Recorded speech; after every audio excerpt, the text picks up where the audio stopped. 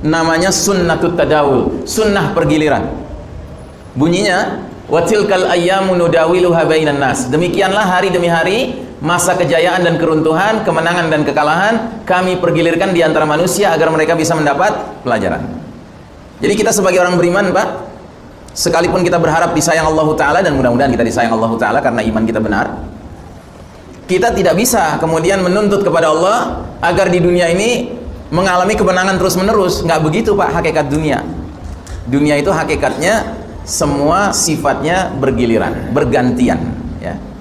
Jangankan sebagai satu umat, Pak, sebagai pribadi saja kita mengalami hari-hari yang menyenangkan dan hari-hari yang menyusahkan. Itulah hidup di dunia ini, ya. Nggak bisa mentang-mentang kita orang beriman mengklaim kepada Allah harus menang, gitu ya. Nggak bisa. Dan kita umat Islam sempat berjaya lama sekali, Pak, 1342 tahun Hijriah.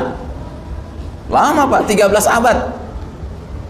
Makanya kalau kita sekarang lagi kalah, jangan kemudian baru kalah sebentar aja mentalnya udah mental kalah.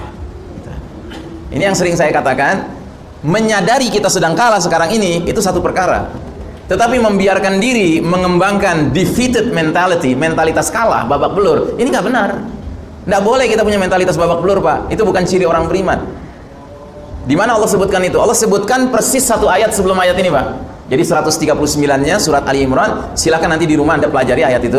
Catat dulu nomornya, Ali Imran 139. Allah berfirman, "Wala tahinu wala tahzanu wa antumul a'launa in kuntum mu'minin." Janganlah kalian merasa hina, janganlah kalian bersedih hati, sedangkan kalian ini orang-orang yang tertinggi derajatnya di sisi Allah, in kuntum mu'minin. Itu syaratnya, jika kalian benar-benar beriman, ya.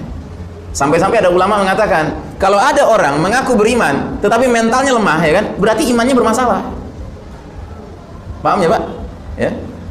Nah, jadi sekalipun kita sedang kalah secara realitas duniawi sekarang ini, tetapi secara mental kita tidak boleh membiarkan mental kita drop, ya.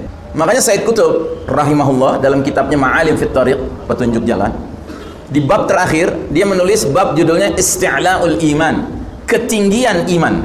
Jadi merasa tinggi karena iman. Nah, itulah orang beriman.